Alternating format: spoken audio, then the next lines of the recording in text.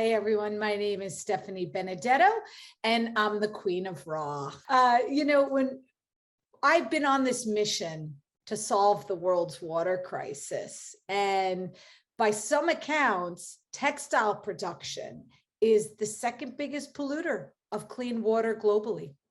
And it sits behind oil and agriculture, which is the first, which it obviously contributes to. So I don't like to harp too much on the scary statistics because I'd like to talk about what we can do about it. But I'll give you one fact that kind of always resonated with me.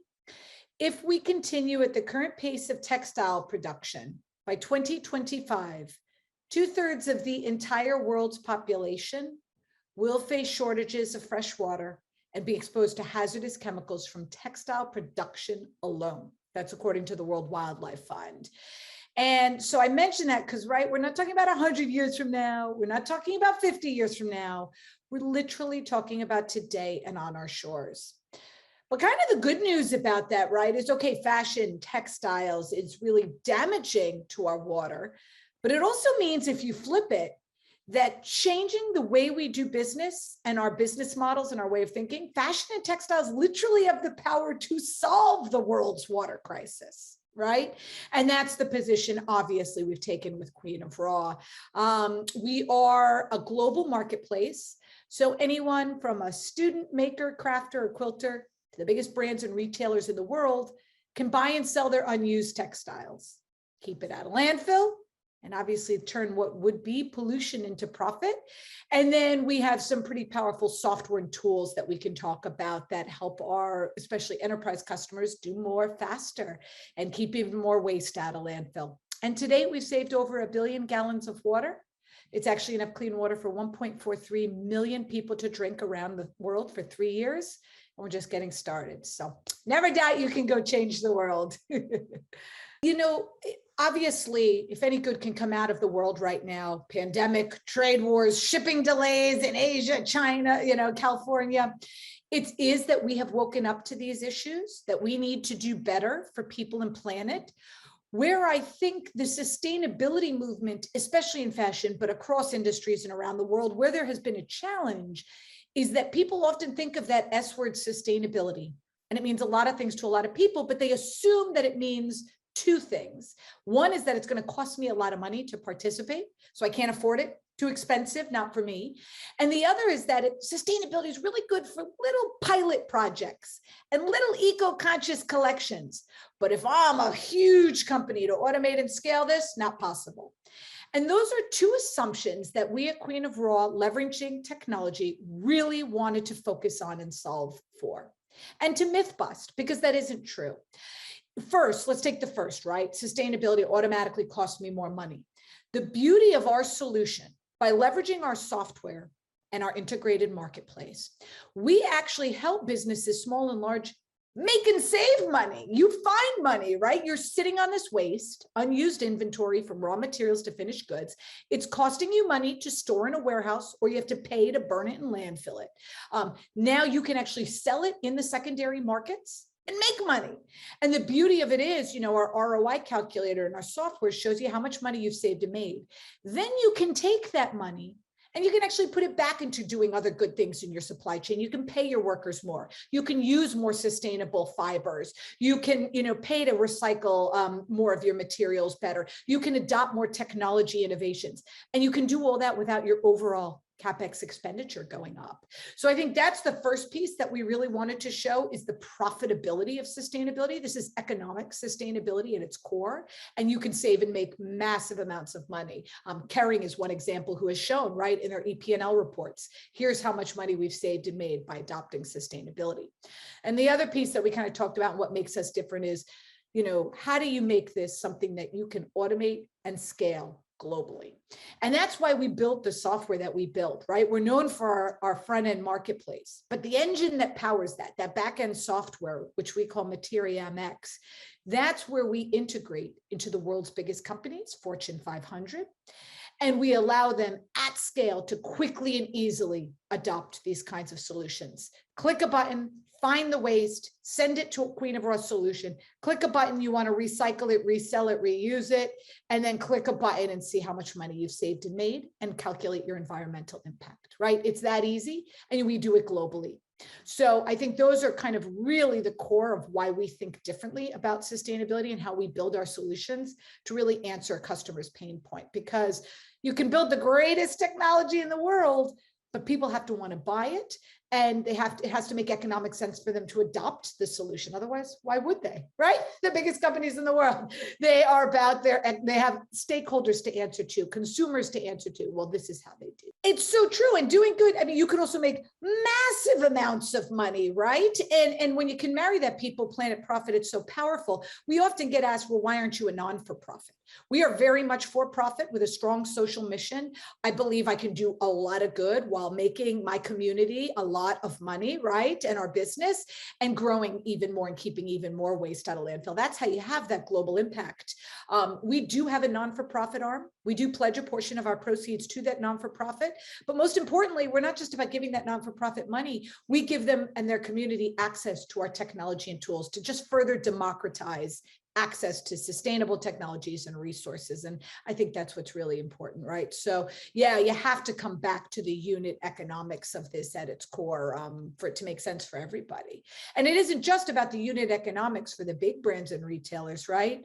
It's also the unit economics of you and me, of an end consumer. So many of us want to be able to participate in sustainable fashion, but how do you actually know, how sustainable your stuff really is? And then at end of life, how do you really know what to do with that stuff, right? You don't traditionally. Well, now, thanks to, tools like ours, machine learning, blockchain, and powerful technologies, you can scan a QR code right on a garment, on a hang tag, on a label, and see at point of purchase the water, the toxins, the carbon emissions, and the dollars you just saved by that dead stock piece that you rescued, right? And how cool is that to be able to track that progress and your loyalty to that brand because of the good work they're doing and you're doing.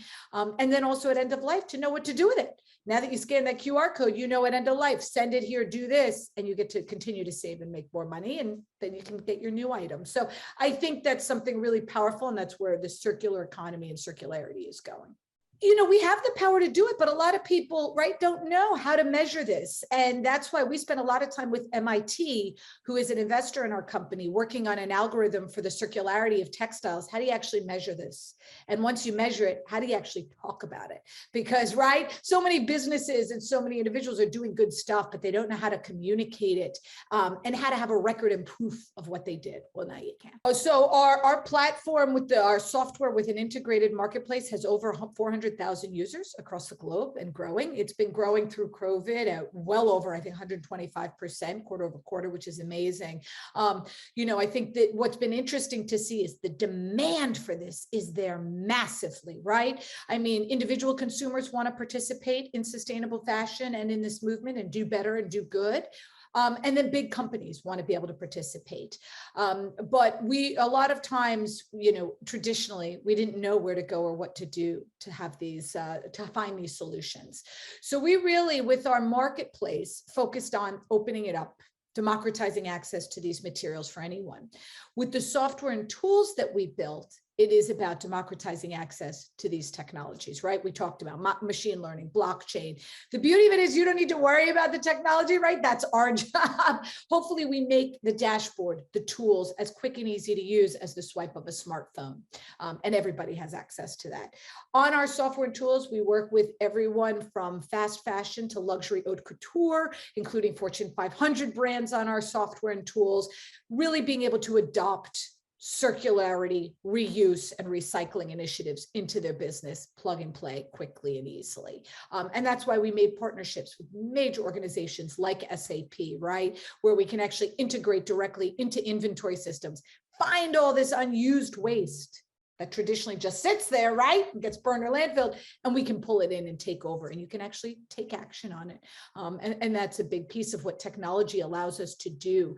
It allows us to find this waste deep in supply chains, right? From a tier 1 to a tier 14 supplier, pull it into some centralized place where everyone in a company can see, can visualize, can collaborate on it, and then click a button and actually take action globally, right? That's what technology does. It connects the dots. It gives us good data and business information, but it also helps us matchmake buyers and sellers around the world.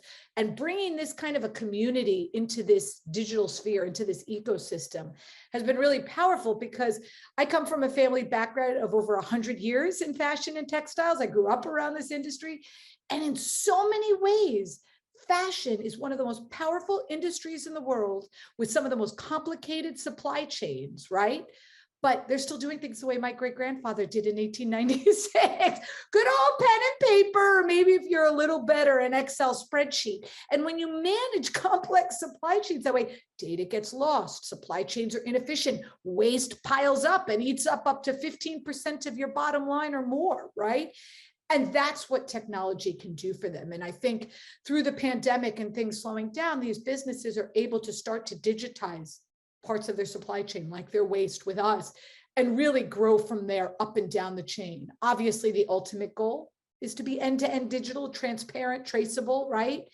But you have to start somewhere. I don't want to paralyze our companies. You want to know where to go and what to do on day one, make and save some money, digitize your waste, and then grow from there and really build for the supply chain of the future, which we know is going to be one that is more on demand, more local, more digital, and of course, more sustainable. Well, so it's funny, when we look at competitors in the industry and what people are doing, they kind of fall into two buckets.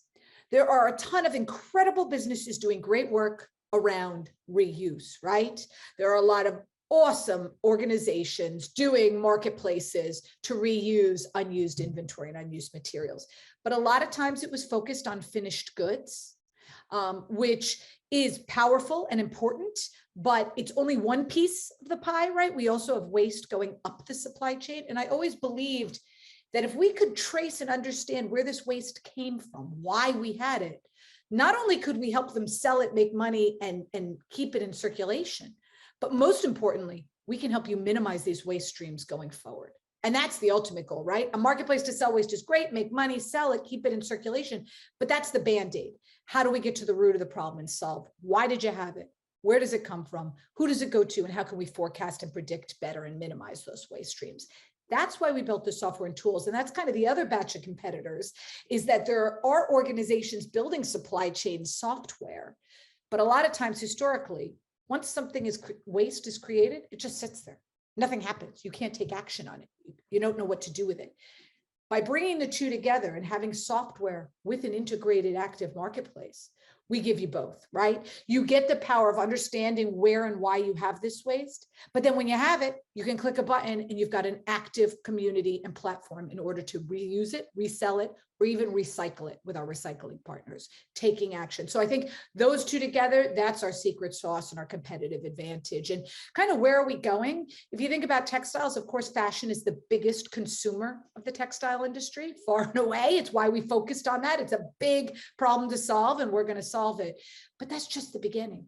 First off, textiles are used in automotive, aviation, computer electronics, right? Consumer goods. It's your clothing, but it's also the material on your chair, the inside of your car, the carpet under your feet, literally right now. So how can we start to move these resources into those other industries? And then beyond just that, every business that has a supply chain creates some form of waste. And what are other categories of raw material waste in other industries that we can look at so we can help to monetize that waste today and minimize that waste tomorrow? And I think that's really where we're growing. Our ultimate vision and goal, let's go build an Amazon or Alibaba done right? One that has more trust, transparency, quality, curation, and sustainability at our core. And we can do that. I think that's a big piece of where we're going and of our ultimate vision.